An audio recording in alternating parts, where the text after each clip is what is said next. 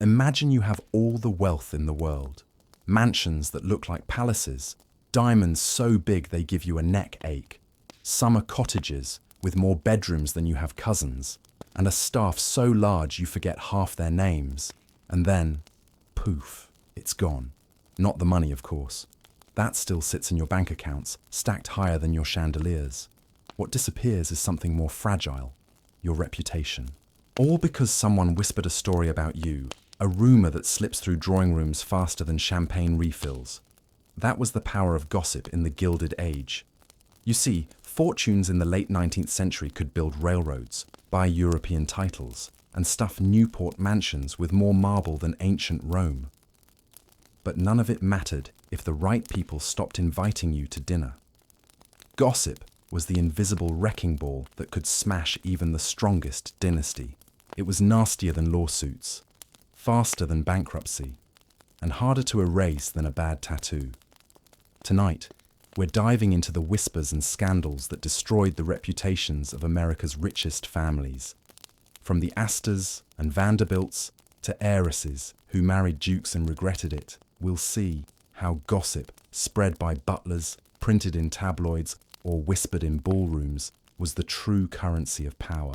So, settle in. If you're listening in bed with tired eyes and an overthinking brain, let the whispers of the past lull you into the kind of drowsy peace those Gilded Age millionaires could never afford.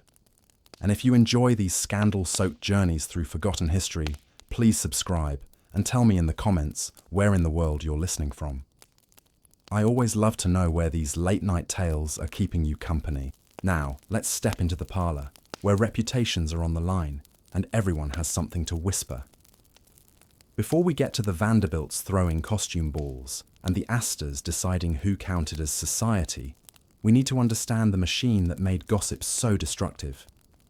Because gossip in the Gilded Age wasn't just chatter, it was a career-ending, marriage-destroying, fortune-shaping weapon.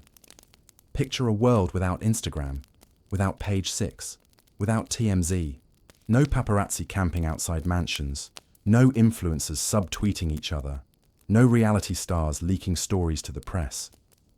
But what they did have was equally powerful. Servants, society columns, and a man named Ward McAllister. Let's start with the servants.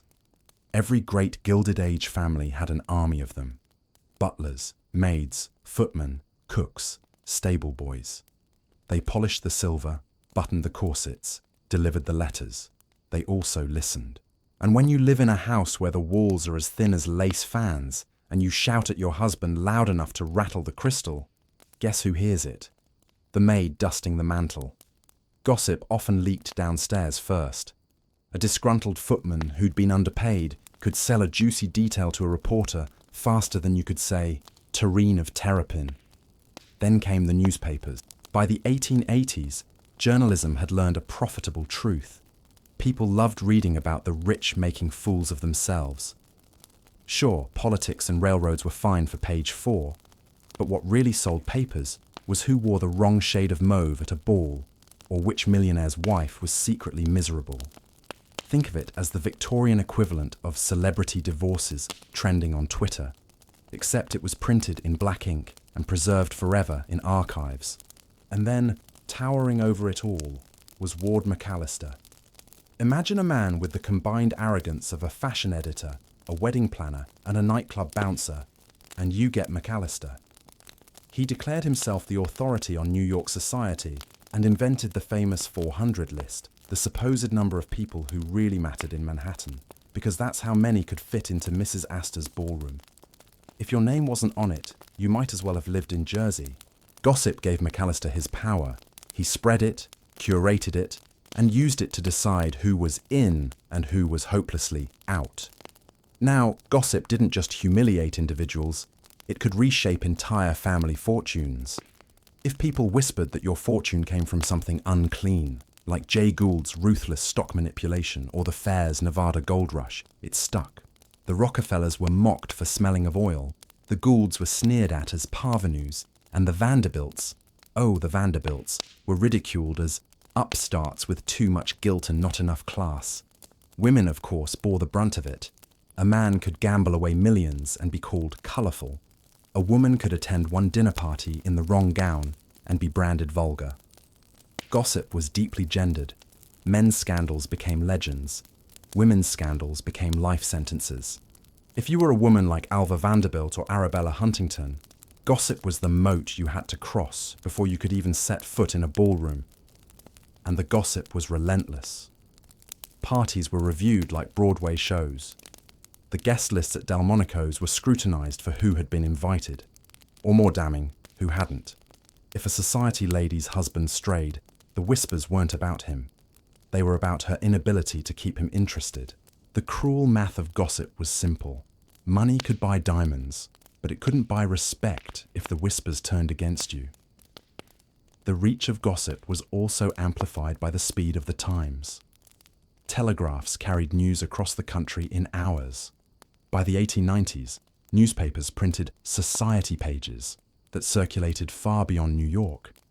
A scandal whispered in Newport could be breakfast reading in Chicago the next day. It was, in effect, the first national gossip network. But perhaps the most fascinating part of the Gilded Age gossip machine was how much people relied on it. Gossip wasn't just destructive, it was currency. It told people who was rising, who was falling, who was worth knowing. Being talked about was better than being invisible. To be irrelevant was the true death sentence.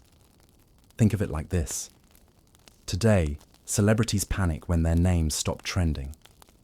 Back then, society hostesses panicked when they weren't mentioned in the papers. Gossip destroyed, but it also immortalized. And that's why the richest families couldn't escape it. They built marble mansions on Fifth Avenue, tried to create little American dynasties, married their daughters off to dukes, and still, a single whisper could bring it all down. As one cynical reporter put it, "A fortune can survive bankruptcy, but it cannot survive bad gossip." So now that we've built the machine, let's put it to work. In the next part of our story, we'll peek into the feud that defined the era, the Astors versus the Vanderbilts, old money versus new money, respectability versus ambition, and the gossip that nearly destroyed them both. If gossip was the machine, then nothing fueled it better than a feud. And in the Gilded Age, no feud was juicier, nastier, or more whispered about behind lace fans than the Cold War between the Astors and the Vanderbilts. On one side, the Astors, old money, respectable money. They didn't need to flaunt it because their family name already dripped with inherited pedigree. Caroline Schermerhorn Astor, known simply as the Mrs. Astor, because when you were that important, you didn't need a first name, ruled New York society like a dowager queen with a lorgnette instead of a crown. Her mansion on Fifth Avenue was the Vatican of society, and she was the Pope.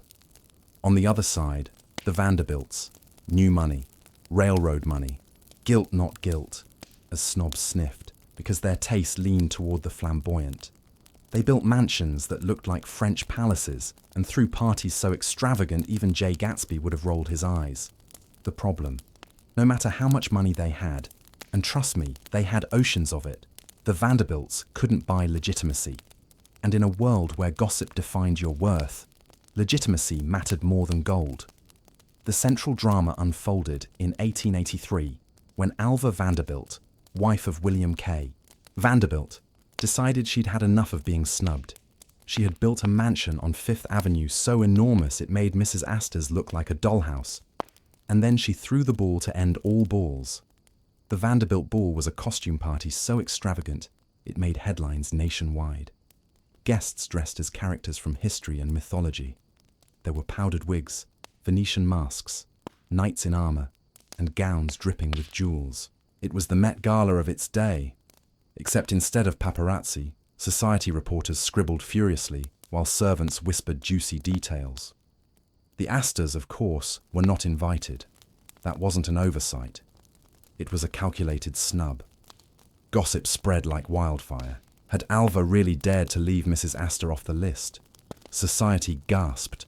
How could a woman from new money challenge the Pope herself? But here's the kicker.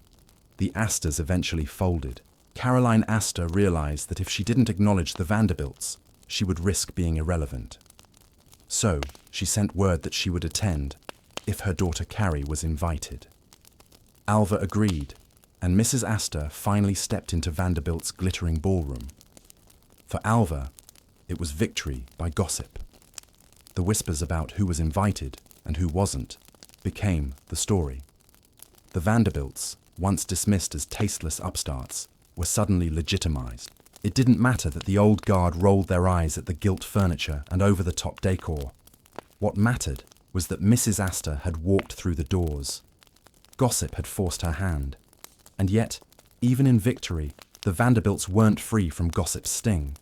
People whispered that their money was vulgar, their taste gaudy, their parties more circus than salon. Mrs. Astor was portrayed as the defender of tradition, while Alva was the ambitious climber. The feud gave society endless entertainment and endless excuses to gossip. Think of it like today's celebrity feuds. Taylor Swift versus Kanye. Meghan Markle versus the British tabloids. The Vanderbilts versus the Astors was the same energy. Two camps, one old and one new, fighting not with fists, but with reputation. And everyone else lived for the drama. The lesson? In the Gilded Age, gossip didn't just describe social standing, it created it. Alva had weaponized it to force her way into the elite.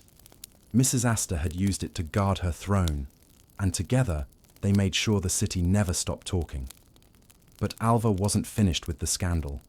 She would soon use gossip in an even more shocking way, to orchestrate a divorce that rocked New York society to its marble foundations.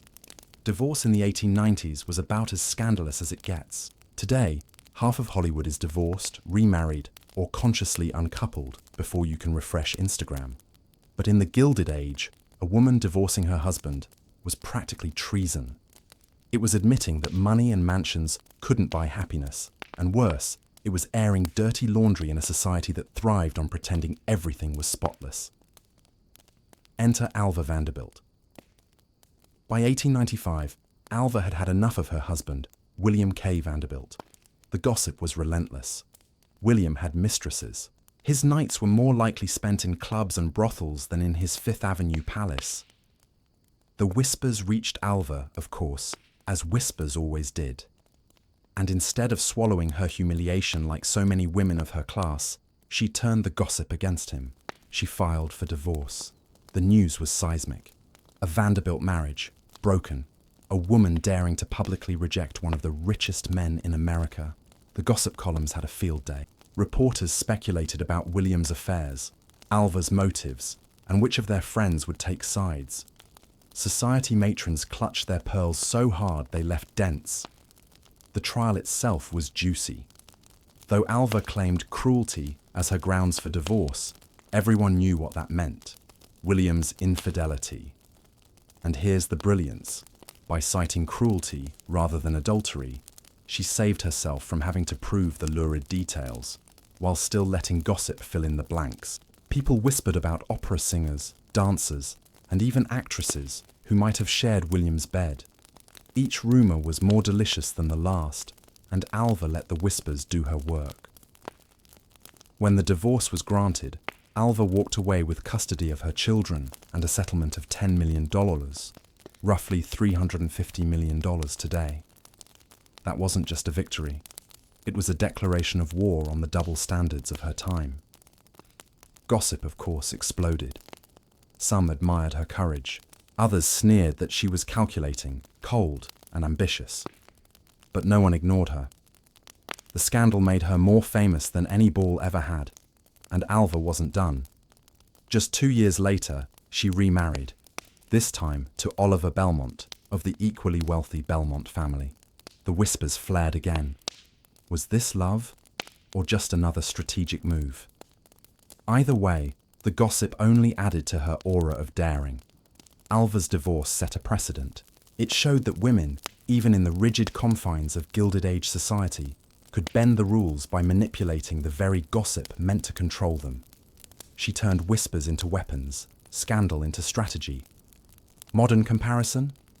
Imagine a celebrity divorce where the woman not only wins custody and a fortune, but walks out of court more powerful than she was going in.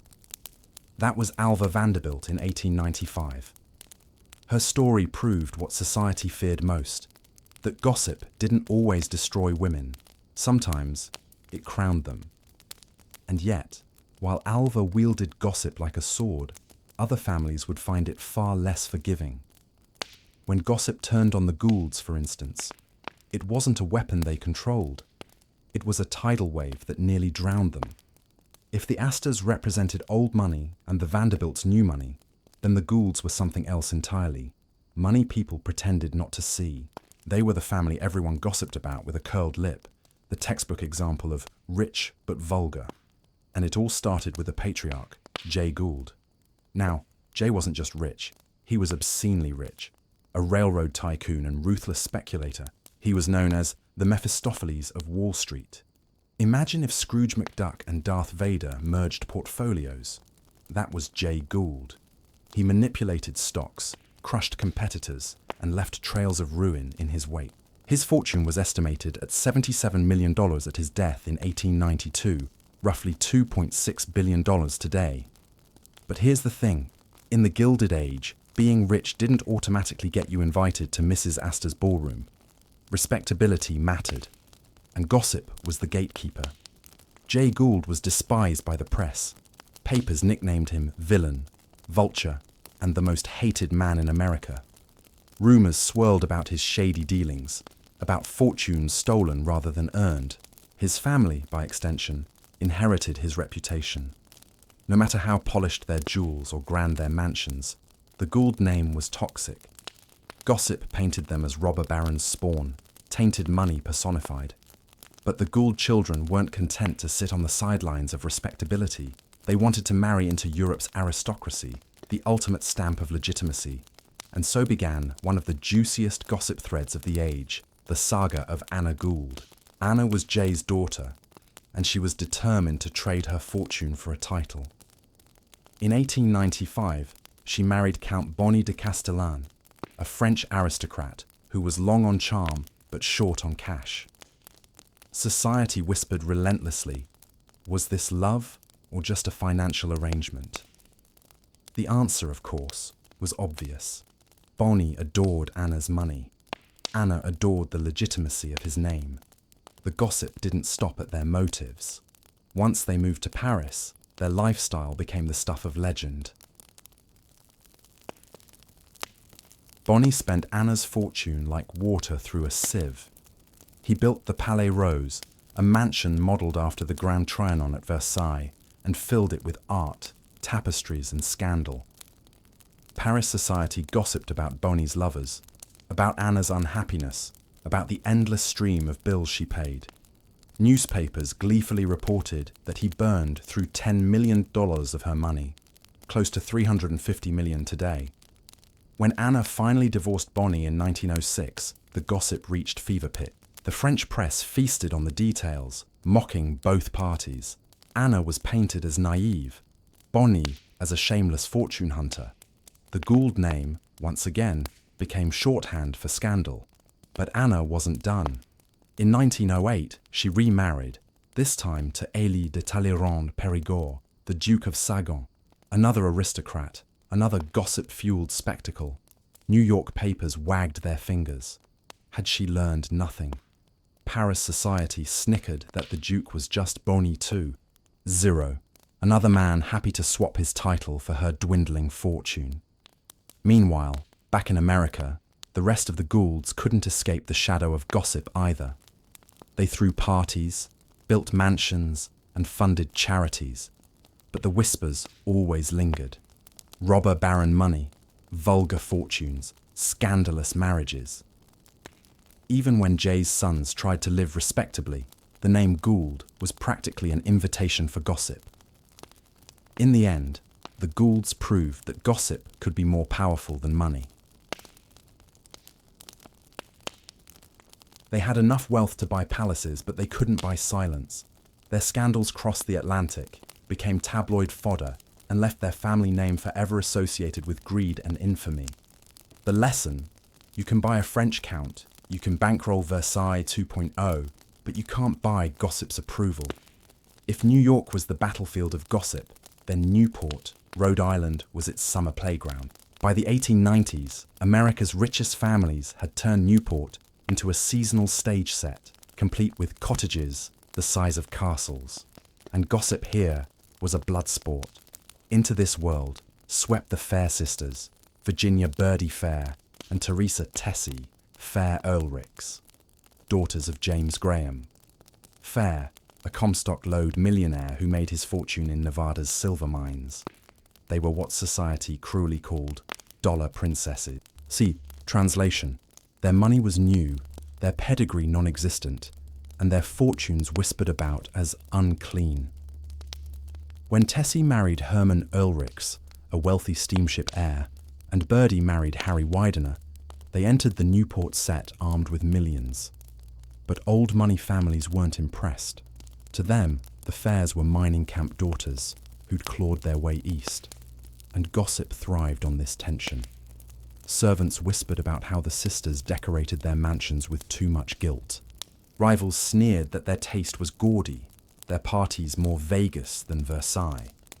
Behind every lace fan in Newport ballrooms, someone was whispering, "They have money, but no breeding." Tessie, determined to fight back, tried to outdo everyone. She hosted balls at Rosecliff, her Newport mansion modelled after Versailles. She threw dinner parties where terrapin soup flowed like water, where guests were serenaded by full orchestras. She even once staged an elaborate ball with fountains of champagne. But no matter how dazzling the spectacle, the gossip always followed.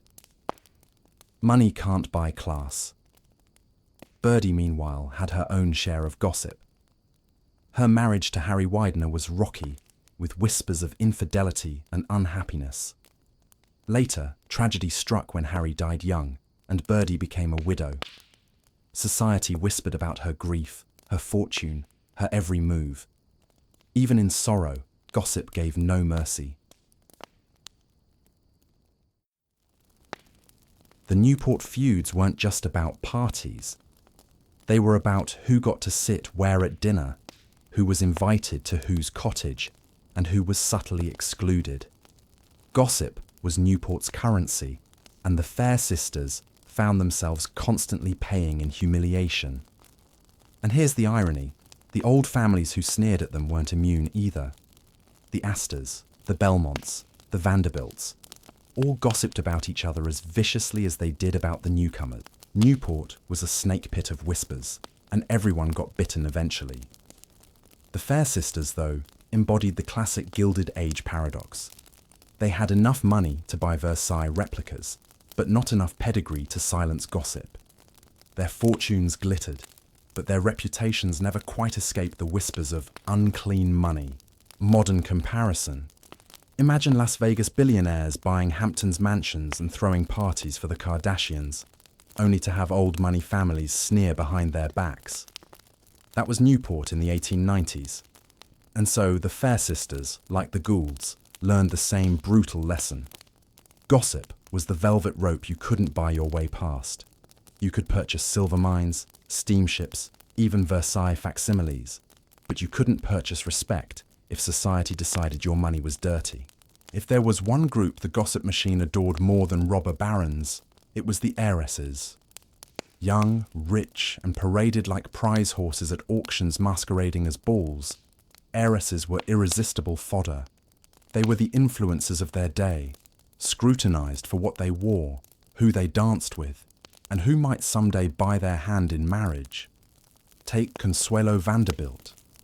Poor Consuelo was basically the human embodiment of her mother Alva's ambitions. Alva decided that her daughter wasn't just going to marry rich, she was going to marry royal.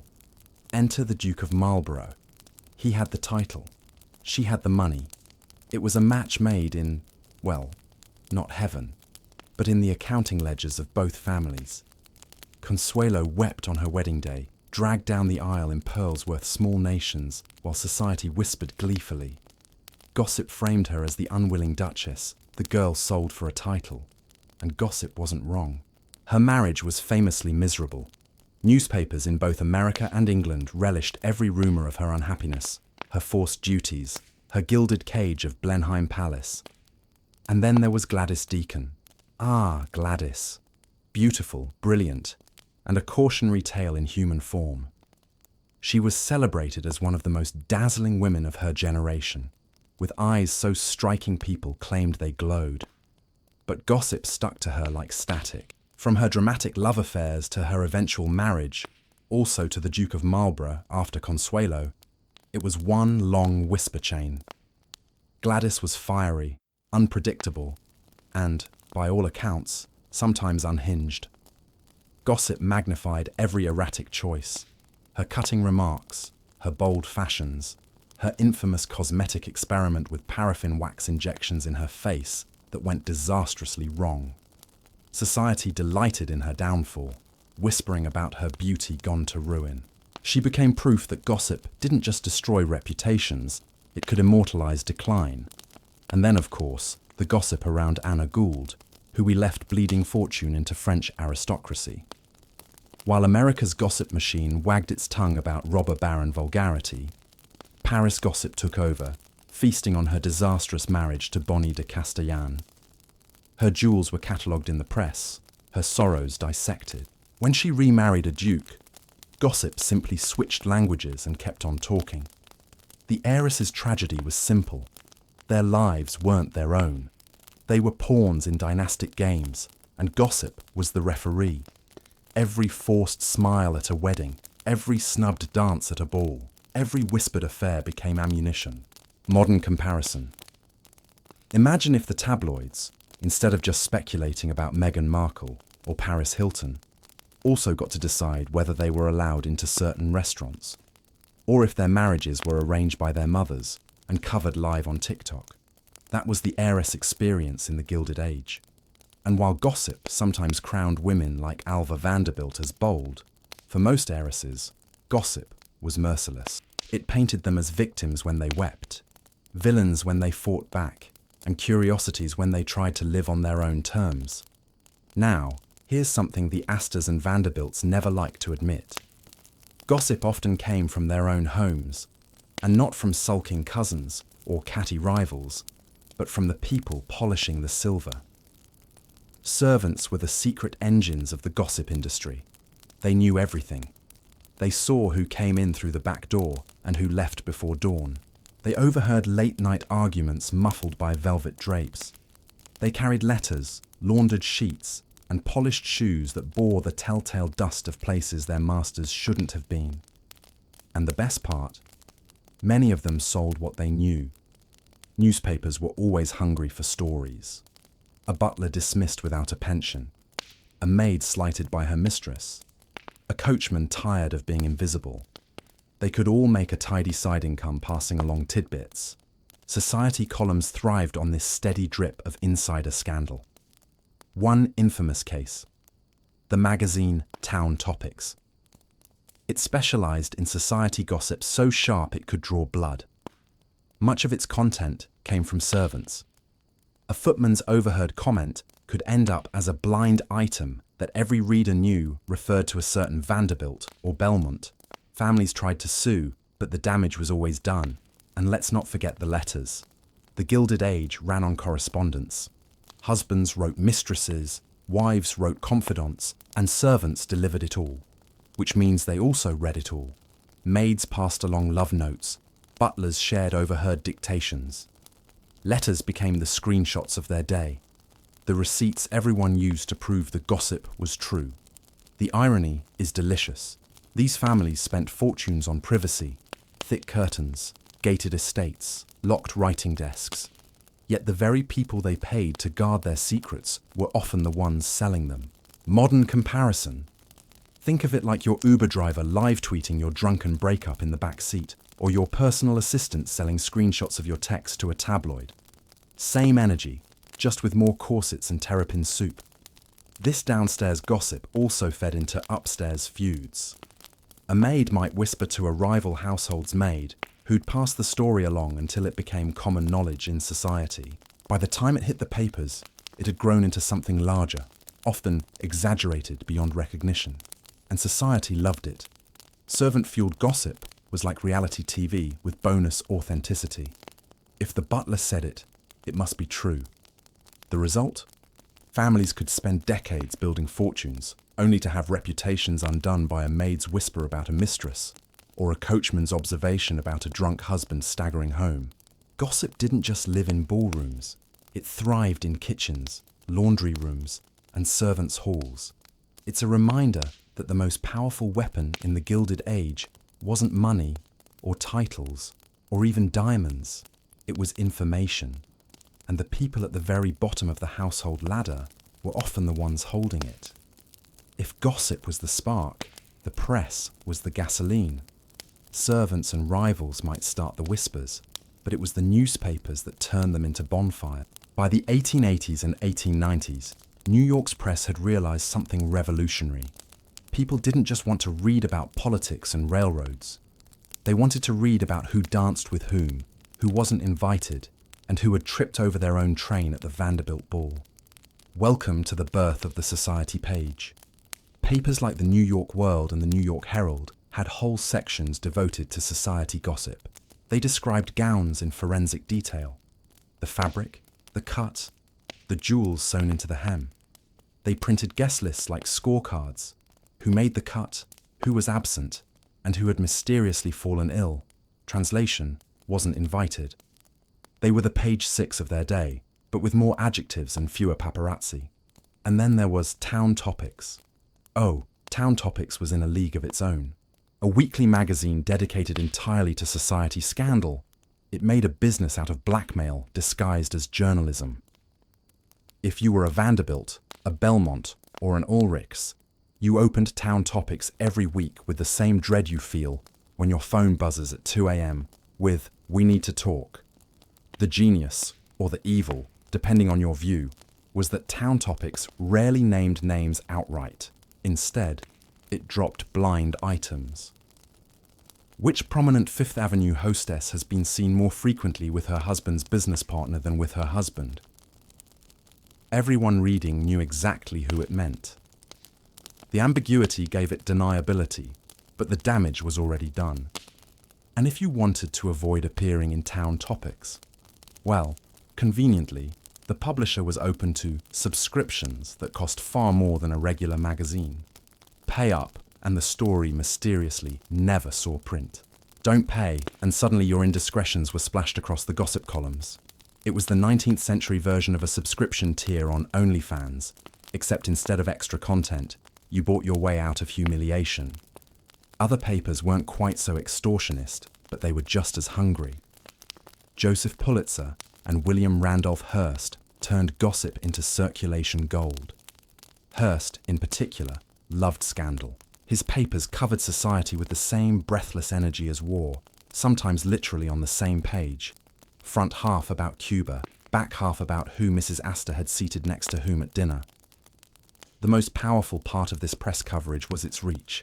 A snub at a Newport ball wasn't just whispered about by the 200 people present. It was read by hundreds of thousands across the country the next morning. Middle-class families in Kansas, shopkeepers in Chicago, lawyers in Atlanta, they all knew which heiress was miserable in her marriage and which millionaire was secretly broke. Gossip that once lived in drawing rooms became national entertainment. For the wealthy, this was infuriating. They had built marble fortresses, installed gates, and guarded their social calendars like state secrets. And yet, their private lives were dissected in print by people who had never seen the inside of a Fifth Avenue ballroom. Servants might betray them, rivals might mock them, but the press made their humiliation permanent. And it wasn't just the obvious scandals. The press also loved to fuel class warfare by highlighting extravagance. Reports about dinners with 12 courses, or gowns costing $10,000, were published right alongside stories about tenement families living 6 to a room. The implied contrast was delicious for readers. It turned gossip about the rich into both entertainment and outrage. Dry humor moment.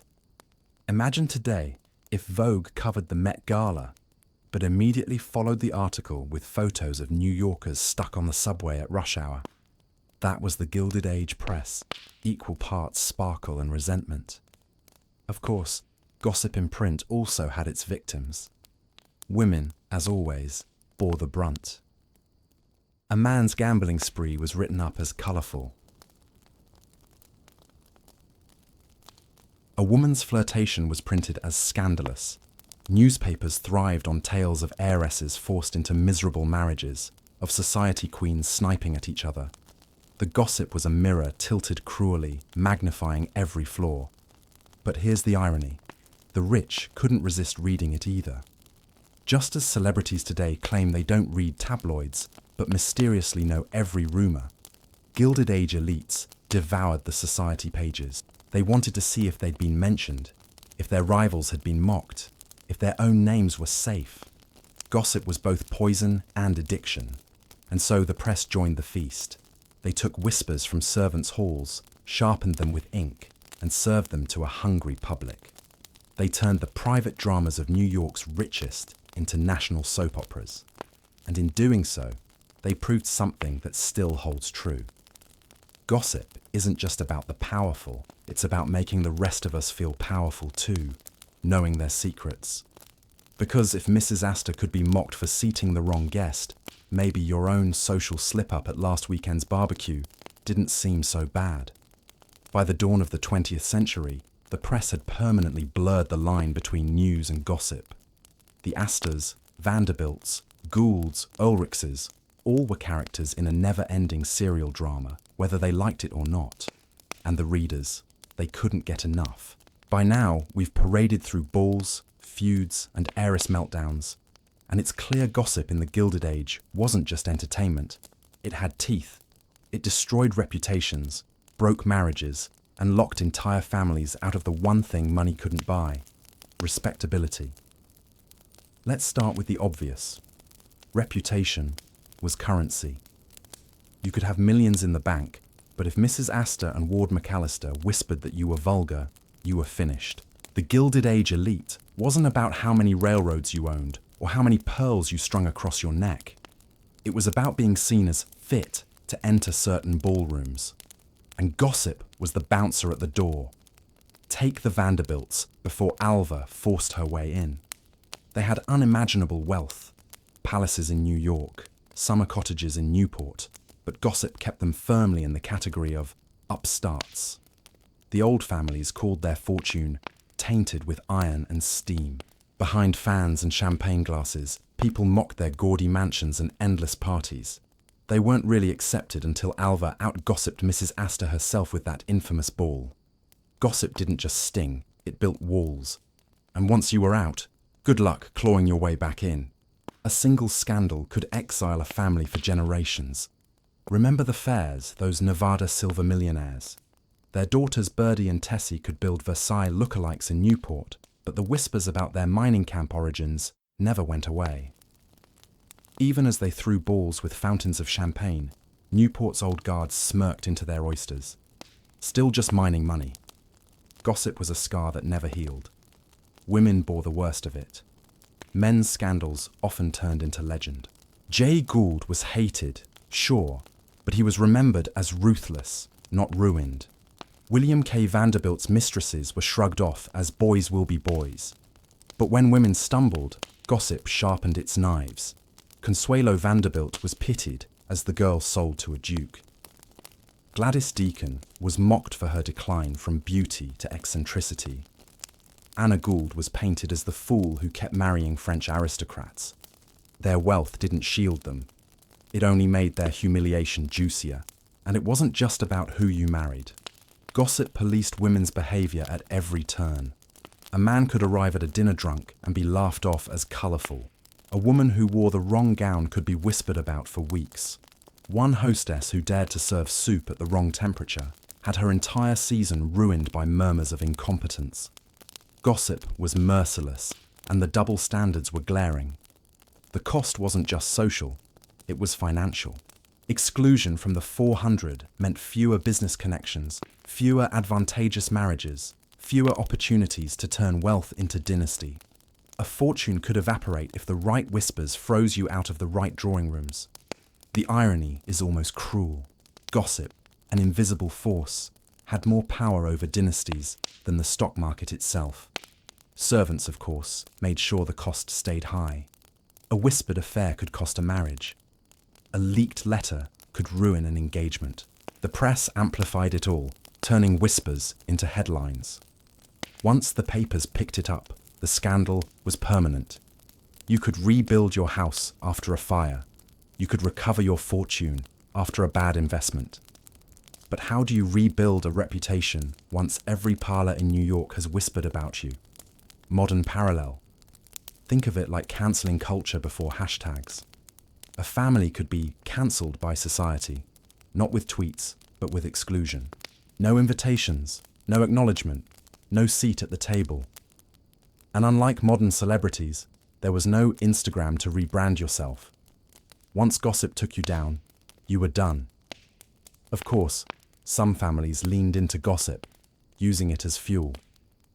Alva Vanderbilt weaponized it to climb higher. Arabella Huntington survived years as Collis Huntington's mistress because she understood gossip could be endured until it exhausted itself. But for every Alva or Arabella, there were dozens who never recovered. The cruelest part. Gossip was inescapable. You couldn't buy it off forever, though some tried. Town topics might be silenced with a fat subscription, but other papers would just pick up the story. Servants could be bribed, but servants had siblings in other houses. Secrets leaked like champagne from a careless butler's tray. And gossip didn't just ruin individuals, it could wreck whole dynasties. Imagine being a Vanderbilt, working tirelessly to prove you weren't vulgar, only to have a cousin's antics drag the family name back into the mud. One person's scandal became everyone's problem. Family names were collective property, and gossip treated them like piñatas. The ultimate irony. Gossip destroyed reputations in the moment, but it preserved them in history.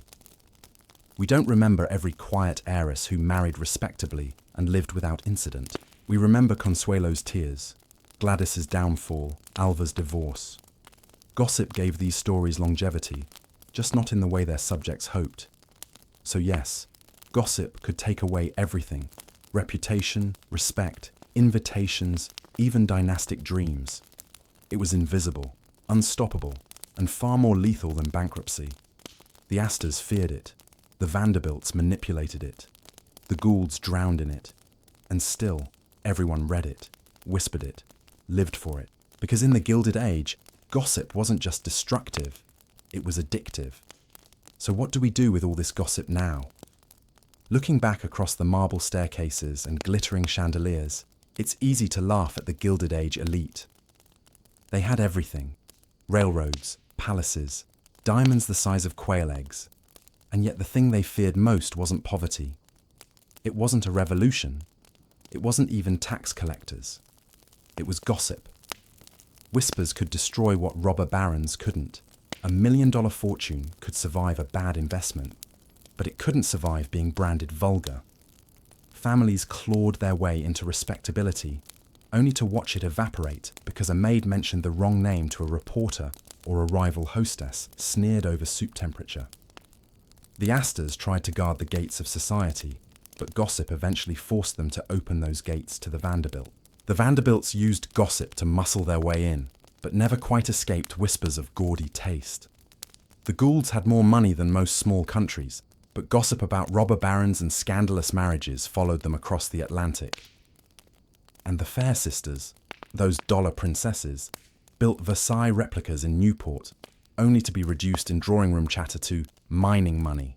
And the heiresses, Consuelo Vanderbilt, Anna Gould, Gladys Deacon, they became living parables of gossip's cruelty. Their lives were shaped not just by their mother's ambitions or their husband's misbehavior, but by how society chose to talk about them. Their tears at weddings, their fights with dukes, their desperate reinventions, all of it preserved not in marble, but in whispers that outlived them. Here's the great irony. Gossip destroyed them in life, but preserved them in history. We don't remember the heiresses who played by the rules, who married quietly and lived without drama. We remember the ones gossiped about. Their scandals became their legacies. Their whispered humiliations became the stories we retell a century later. And maybe that's the lesson. Money builds mansions, but gossip builds memory. If you squint, you can even see the continuity into today. Gossip hasn't gone away, it's just upgraded. Instead of Ward McAllister's 400, we have celebrity guest lists at the Met Gala. Instead of town topics, we have TMZ and TikTok. Instead of maids passing along letters, we have screenshots. But the mechanics are the same. Someone whispers, someone else prints it, and reputations shift. The difference, of course, is scale. Gossip in the Gilded Age ruined families in New York and Newport. Gossip now goes global in seconds. A rumor whispered in Manhattan can become a trending hashtag in Manila before lunch. The reach has expanded, but the stakes are the same. Reputation still matters more than fortune. So when you hear about the Astors, the Vanderbilts, the Goulds, the Oelrichses, remember this. They were fabulously rich, yes, but they were also human, fragile, and terrified of being laughed at behind a fan. And in the end, gossip gave them the immortality they didn't want. And that is where we'll leave the glittering, backstabbing, whisper-filled world of the Gilded Age. A time when fortunes rose like steel skyscrapers and reputations crumbled like stale pound cake. A world where a maid's whisper, a newspaper headline, or a rival's smirk could topple families who thought their money made them untouchable. The gossip that destroyed them also preserved them. Their scandals are still alive tonight, more than a century later, tucked into history books and, well, whispered here to you. If you're listening now in bed, with tired eyes and a restless brain, let that be the final comfort. Even the richest families in America once lay awake at night, wondering what people were saying about them. At least your neighbor's gossip probably won't end up in the New York Times. If you enjoyed tonight's story, please tap the like button, subscribe for more journeys into the scandal-soaked corners of history, and tell me in the comments where you're listening from. I always love knowing where these stories are keeping you company. Until next time, sleep well, dream of ballrooms and whispered secrets, and I'll see you in the next story. Script written by Clara Finch, because good stories always deserve a soul.